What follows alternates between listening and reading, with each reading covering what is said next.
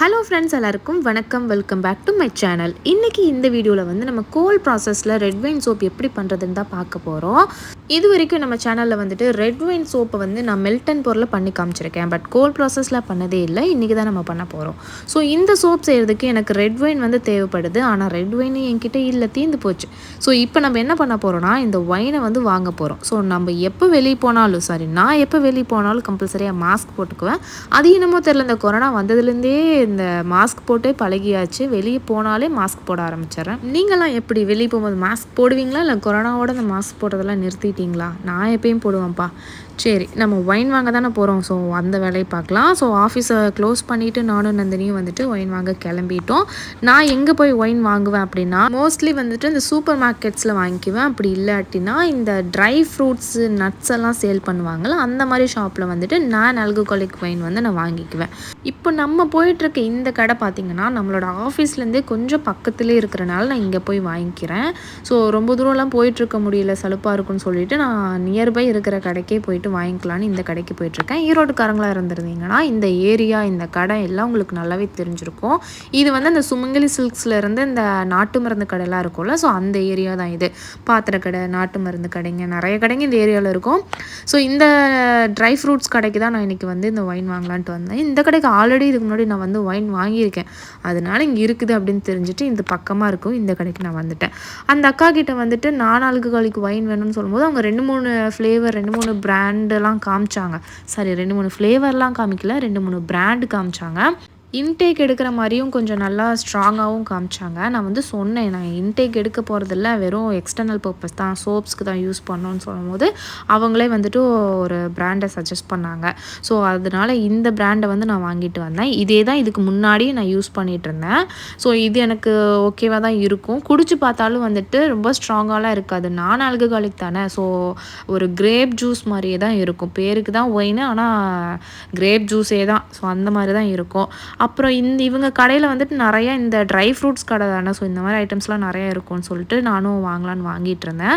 சுஜனுக்கு வந்துட்டு அந்த ஜெல்லி வந்து ரொம்ப பிடிக்கும். அதனால் அவனுக்கு ஜெல்லி, அந்த ஜீரக மிட்டாய் அதெல்லாம் வாங்கிட்டு, இந்த ஃபஸ்ட்டு பட்டனில் ஒயிட் கலரில் இருக்குது பார்த்தீங்களா, லோட்டஸ் சீடு, இந்த மக்கானான்னு சொல்லுவாங்களே அது.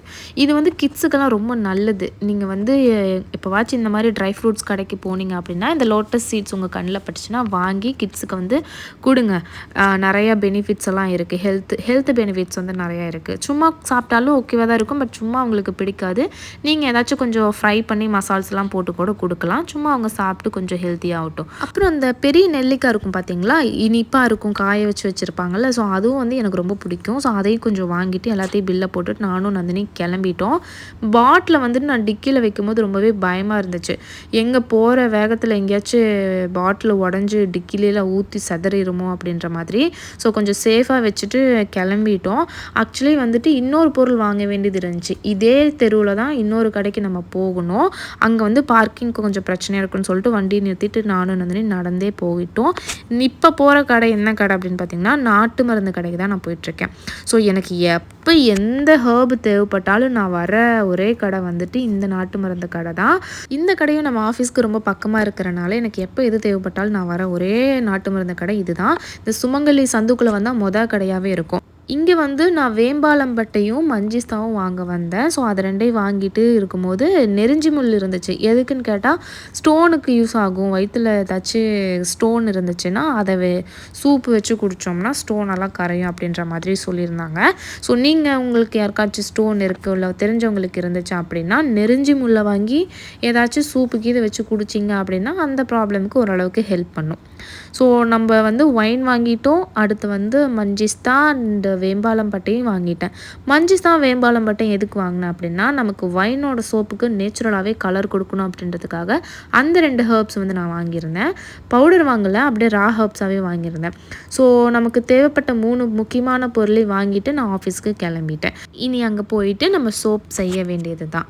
ஸோ நம்மளோட ஆஃபீஸ்க்கு கீழே நான் போயிட்டு வண்டி நிறுத்திட்டு டிக்கி ஓப்பன் பண்ணி இந்த ஒயின் பாட்டில் எடுத்தேன்னா, அங்கே பக்கத்தில் ஒரு சைக்கிள் கடையில் இருந்த அண்ணாங்கெல்லாம் வந்துட்டு என் கையில் இருந்த பாட்டிலை பார்த்துட்டு ஷாக் ஆகிட்டாங்க. என்னடா இது அப்படின்ற மாதிரி. அது கொஞ்சம் ஃபன்னாக போச்சு. பாட்டில் நல்ல நேரம் உடையில, சேஃபாக நானும் ஆஃபீஸ்க்கு எடுத்துகிட்டு வந்துட்டு இனி போயிட்டு நம்ம சோப்பு செய்ய ஆரம்பிக்க வேண்டியது தான். அண்ட் இந்த சோப்புக்கு தேவையான ஆயில் கேல்குலேஷன்ஸையும் வந்துட்டு நான் போட்டு முடிச்சிட்டேன். போட்டுட்டு நான் வந்து ஒர்க்கை ஸ்டார்ட் பண்ணிட்டேன்.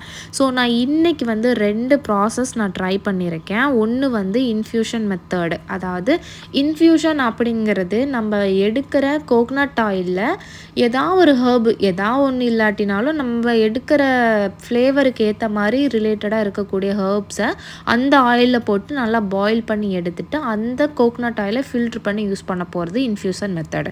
இன்றைக்கி நான் என்ன பண்ணியிருக்கேன் அப்படின்னா, கோகனட் ஆயிலில் தான் இன்ஃப்யூஷன் வந்து மோஸ்ட்லி பண்ணணும். அதுதான் நல்லா அப்சர்வ் பண்ணி வைக்கும். நம்ம வாங்கிட்டு வந்தோம் பார்த்தீங்களா நாட்டு மருந்து கடையிலேருந்து இந்த மஞ்சிஸ்தாவும் வேம்பாலம் பட்டையும். ஸோ அது ரெண்டையும் வந்துட்டு நான் ப்ளைனாக கோகனட் ஆயில் எடுத்து அதில் இன்ஃப்யூஸ் பண்ணிட்டு தான் யூஸ் பண்ண போகிறேன். ஸோ இது எதுக்காக பண்ணுறேன் அப்படின்னா 2 பெனிஃபிட்காக. ஒன்று வந்து கலர் வந்து எனக்கு நேச்சுரலாகவே அந்த ஒரு லாவெண்டர் கலர், பர்பிள் கலர் வரணும் அப்படின்றதுக்காக. இன்னொன்று வந்து மஞ்சிஸ்தால ஆல்மோஸ்ட் எல்லாருக்குமே தெரிஞ்சிருக்கும், நிறைய பெனிஃபிட்ஸ் எல்லாம் இருக்குது. ஸோ அந்த ஒரு ப்ராப்பர்ட்டிஸும் வந்துட்டு இதில் இன்ஃப்யூஸ் ஆகிடும். ஸோ வந்து நான் 2 பெனிஃபிட்காக மஞ்சிஸ்தாவையும் வேம்பாலம் பட்டையும் வந்துட்டு கோகனட் ஆயிலில் நல்லா பாயில் பண்ணி எடுத்துக்க போகிறேன். பாயில்னால் நீங்கள் டைரக்ட் பாயிலிங் பண்ணாலும் சரி, இண்டக்ஷனில் பண்ணாலும் சரி, மைல்டாக வந்து ஒரு 15 மினிட்ஸ், ஒரு 10 to 15 மினிட்ஸ்க்கு வந்துட்டு அதை பாயில் பண்ணி விட்டீங்க அப்படின்னா அதோட ப்ராப்பர்ட்டிஸ் எல்லாமே அந்த ஆயில்ஸில் வந்து உள்ளே இறங்கிரும். ஸோ வேம்பாலம் பட்டை வந்து நான் கோகனட் ஆயிலில் போட்டதும் அதோட கலர் பார்த்திங்கன்னா அப்படியே உள்ளே இறங்க ஆரம்பிச்சிருச்சு. பார்க்க செம்ம கலராக இருந்துச்சு.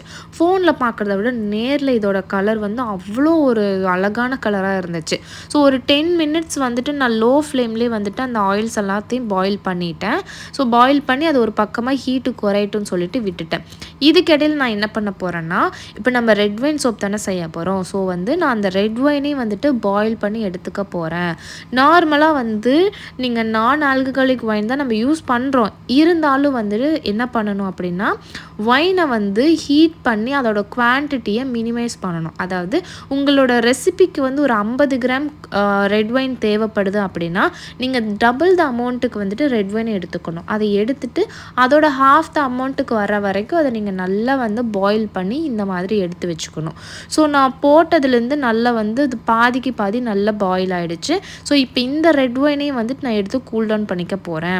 ஸோ என்னோட இன்ஃப்யூஸ் பண்ண கோகனட் ஆயில் ஒரு பக்கம் கூல் டவுன் ஆகுது, பாயில் பண்ணி வச்சு ரெட் வைனும் ஒரு பக்கம் கூல் டவுன் ஆகுது. இதுக்கிடையில் நான் என்ன பண்ணிக்க போகிறேன்னா, என்னோடய காஸ்டிக் சோடாவை நான் டைல்யூட் பண்ணி வச்சுக்க போகிறேன் தண்ணி கூட. ஸோ இன்றைக்கி நான் வந்து 50 கிராம் வாட்டரில் 50 கிராம் காஸ்டிக் சோடாவை நான் எடுத்து மிக்ஸ் பண்ணி லைஸ் சொல்யூஷன் ரெடி பண்ணிக்க போகிறேன். எப்பயும் சொல்கிற மாதிரி தண்ணியில் வந்து காஸ்டிக் சோடாவை கொஞ்சம் கொஞ்சமாக தான் ஆட் பண்ணி மிக்ஸ் பண்ணணும். தண்ணியை தூக்கி காஸ்டிக் சோடாவில் எப்பயும் ஊற்றவே கூடாது. காஸ்டிக் சோடாவையும் ஒரே டைமாக தண்ணிக்குள்ளேயும் போடக்கூடாது. கொஞ்சம் கொஞ்சமாக நம்ம ஃபஸ்ட்டு போட்டது டைல்யூட் ஆக ஆக அடுத்தது ஆட் பண்ணிக்கணும். ஸோ இதில் வந்து 50 கிராம் டிஎம் வாட்டரில் 50 கிராம் காஸ்டிக் சோடாவை நான் வந்து மிக்ஸ் பண்ணி வச்சுட்டேன். இதோட ஹீட்டு வந்துட்டு நமக்கு ரெடியூஸ் ஆகணும். ஸோ இதை வந்து ஒரு பக்கமாக ஓரமாக கைப்படாமல் சேஃபாக எடுத்து வச்சு இந்த டைமில் கம்பல்சரியாக க்ளவுஸு மாஸ்க்கு போட்டு இருக்கணும். ஓகேவா? அடுத்து வந்து இதுக்கு பேலன்ஸ் இருக்கிற ஆயில்ஸ் எல்லாத்தையுமே வந்துட்டு நான் மெஷர் பண்ணிக்க போகிறேன். ஃபஸ்ட்டு ஒன்று வந்து கேஸ்டர் ஆயில் மெஷர் பண்ணிக்கிட்டேன். 17.5 கிராம்ஸ் அளவுக்கு கேஸ்டர் ஆயில் எடுத்துக்கிறேன். அடுத்து வந்து ஆலிவ் ஆயில் வந்து எடுத்துக்க போகிறேன். இது வந்து 70 கிராம்ஸ் அளவுக்கு நான் எடுத்திருக்கேன். ஆலிவ் போமின்ஸ் எது கிடைச்சாலும் யூஸ் பண்ணலாம். தேர்ட் ஆயில் வந்துட்டு ரைஸ் பிரான் ஆயில் எடுத்துக்க போகிறேன். இது 87.5 கிராம்ஸ் அளவுக்கு நான் எடுத்துக்கிட்டேன். 1 கிராம் 2 கிராம் வந்து ஆயில்ஸ் எக்ஸ்ட்ரா போச்சு அப்படின்னா ப்ராப்ளம் இல்லை. அதுக்கு மேலே போகக்கூடாமல் பார்த்துக்கணும். இப்போ ஆட் பண்ணுறது கிரேப் சீட் ஆயில். இதோட அளவு வந்து 17.5 கிராம்ஸ் அளவுக்கு எடுத்துக்கிட்டேன். ஸோ ரெட் வைன் சோப் அப்படிங்கிறனால கிரேப் சீட் ஆயிலும் போட்டால் இன்னும் கொஞ்சம் பெட்டராக இருக்கும். அதனால அதையும் ஆட் பண்ணிட்டேன். அடுத்து வந்து ஷியா பட்டர் ஃபைனலாக ஆட் பண்ணிக்கிறேன். இதுவும் 17.5 கிராம்ஸ்க்கு ஆட் பண்ணிட்டேன். அட் லாஸ்ட் நம்ம என்ன ஆட் பண்ணுறோம்னா, இன்ஃப்யூஸ் பண்ணி வச்ச கோகனட் ஆயில் வந்து ஆட் பண்ணிக்கிறேன். இதோட கலரை பாருங்கள், சேம் அந்த ஒயின் மாதிரி அந்த அளவுக்கு வந்துட்டு கலர் கொடுத்துருக்கு. எதனால் இந்த அளவுக்கு கலர் அப்படின்னா, நம்ம ஆட் பண்ண வேம்பாலம் பட்டையும் மஞ்சிஸ்தானால தான் இந்த அளவுக்கு கலர் வந்திருக்கு. ஸோ கோகனட் ஆயிலும் வந்துட்டு நான் 140 கிராம்ஸ் அளவுக்கு ஆட் பண்ணியிருந்தேன். இது எல்லாத்தையுமே வந்துட்டு நல்லா மிக்ஸ் பண்ணி விடணும். நான் பட்டர் ஆட் பண்ணியிருந்தனால பட்டரையும் வந்துட்டு டைல்யூட் பண்ணுறதுக்காக பிளண்டர் போட்டுக்கிட்டேன். நல்லா பிளண்டர் போட்டு மிக்ஸ் பண்ண பின்னாடி லைவ் சொல்யூஷனை நான் ஆட் பண்ணிட்டேன். லைவ் சொல்யூஷன் நீங்கள் எப்போ ஆட் பண்ணாலும் நல்லா ஆறி இருக்கான்னு செக் பண்ணி தான் ஆட் பண்ணணும். இப்போ பார்த்தீங்களா ஒரு மேஜிக் நடந்துச்சு. ஸோ நான் ஆட் பண்ணியிருந்த அந்த ரெட் கலர் வேம்பாலம் பட்டையோட ஆயில் வந்து காஸ்டிக் சோடா பட்டனால எனக்கு அது அப்படியே ப்ளூவாக டேர்ன் ஆகி ஏதேதோ கலர் டேர்ன் ஆச்சு. நான் ஃபஸ்ட் டைம் வந்து இந்த வேம்பாலம் பட்டை வச்சு இந்த சோப் செய்கிறனால எனக்கே ஷாக்கு, என்னடா அது இந்த கலரில் வந்துருச்சு அப்படின்னு சொல்லிட்டு. சரி ஓகே, அந்த கலரு வந்து வேம்பாலம் பட்டனால தான் சேஞ்ச் ஆயிருக்குன்னு சொல்லிட்டு கண்டுபிடிச்சிட்டேன். அது எப்படின்னா, நான் என்னோடய சேல்ஸுக்கெல்லாம் சோப் செய்யும் போது ரெட் வைன் சோப்பை வந்து வெறும் மஞ்சிஸ்தாவை மட்டும் ஆட் பண்ணி செய்வேன். அப்போல்லாம் கலர் சேஞ்சே ஆகலை. இப்போ வந்து நான் இந்த வேம்பாலம் பட்டை போட்டனால எனக்கு இந்த கலர் வந்து சேஞ்ச் ஆகிருக்கு. ஸோ அவுட்புட் வந்து எப்படி வருதுன்னு நீங்கள் ஃபைனலாக வீடியோவில் பாருங்கள். இப்போ நான் என்ன பண்ணிட்டு இருந்தேன் அப்படின்னா, எடுத்து வச்ச ஆயில்ஸில் லைவ் சொல்யூஷனை ஆட் பண்ணி கொஞ்சம் பிளெண்ட் பண்ணிவிட்டு அதுக்கப்புறமா வந்துட்டு 50 கிராமுக்கு ரெட் வைனை நான் ஆட் பண்ணிட்டேன். எப்போனா லைவ் சொல்யூஷன் நீங்கள் ஆட் பண்ணி நல்லா கலக்கிட்டு ஓரளவுக்கு ட்ரேஸ் வர மாதிரி தெரியும் போது நீங்கள் ரெட் வைனை வந்துட்டு இந்த டைமில் ஆட் பண்ணிக்கணும். ஸோ ரெட் வைனை ஆட் பண்ணிவிட்டு நான் மிக்ஸ் பண்ணும் போதும் கலர் பார்த்திங்களா இந்த மாதிரி சேஞ்ச் ஆகிட்டே இருந்துச்சு. இது வேறு லெவல் எக்ஸ்பிரிமெண்ட்டாக எனக்கு இருந்துச்சு. புதுசாக கலர் சேஞ்ச் ஆகிட்டே இருந்துச்சு. நான் வந்து யோசித்தேன், ஒரு வேளை கலர் நமக்கு கிடைக்காதோ அப்படின்னு சொல்லிட்டு நான் என்ன பண்ணேன், ரெட் கலர் மைக்கா வந்துட்டு கொஞ்சமாக ஆட் பண்ணி பார்த்தேன். அப்பயும் வந்து அந்த மைக்காவோட கலர் எனக்கு காட்டவே இல்லை. அதனால விட்டுட்டேன். ஓரளவுக்கு நல்லா மிக்ஸ் பண்ணி ட்ரேஸ் வந்த பின்னாடி கிரேப் சீட் எசென்ஷியல் ஆயில் வந்துட்டு ஒரு 10 கிராம்ஸ் அளவுக்கு ஆட் பண்ணிவிட்டேன். எனக்கு இப்போ ட்ரேஸ் வந்துருச்சு. இப்போ நான் வந்து மோல்டில் ஆட் பண்ணிக்க போகிறேன். இந்த உட்டன் மோல்டு பார்த்திங்கன்னா நான் வுட்ஃபோனி அப்படின்ற பேஜ்லேருந்து வாங்கியிருந்தேன். 500 கிராம்ஸுக்கு இந்த மாதிரி உட்டன் மோல்டு வந்து இப்போ அங்கே அவைலபிளாக இருக்குது. நீங்கள் செக் பண்ணி பாருங்கள்.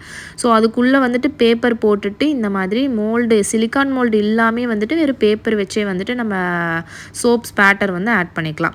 மோல்டில் பேட்டரை ஊற்றின பின்னாடி நல்லா டேப் பண்ணி ஏர் பபிள்ஸ் எல்லாம் எடுத்து விட்டுருணும். ஒரு 2 நாள் நான் வந்துட்டு அப்படியே விட்டுட்டேன். ஒரு 2 நாள் செட் ஆன பின்னாடி அன்மோல்ட் பண்ணிக்கலான்னு சொல்லிட்டு. ஸோ இந்த வீடியோ வந்து நான் ஆஃப்டர் 2 டேஸில் எடுக்கும் போது இப்போ வந்து இதோட கலரை பார்த்தீங்கன்னா உங்களுக்கே தெரிஞ்சிருக்கும். கலர் வந்து நான் எக்ஸ்பெக்ட் பண்ண கலருக்கு வந்துருச்சு. இந்த மாதிரி ஒரு லாவெண்டர் கலர், ஒரு பர்பிள் கலர் தான் எதிர்பார்த்தேன். அதே மாதிரி வந்துருச்சு. பிகாஸ் நம்ம ஆட் பண்ண அந்த மஞ்சிஸ்தா அண்ட் வேம்பாலம் பட்டைனால இந்த கலர் வந்து நமக்கு கிடச்சிருச்சு. ஸோ மைக்கா போட்டதுனால இந்த கலர் வந்து வரல.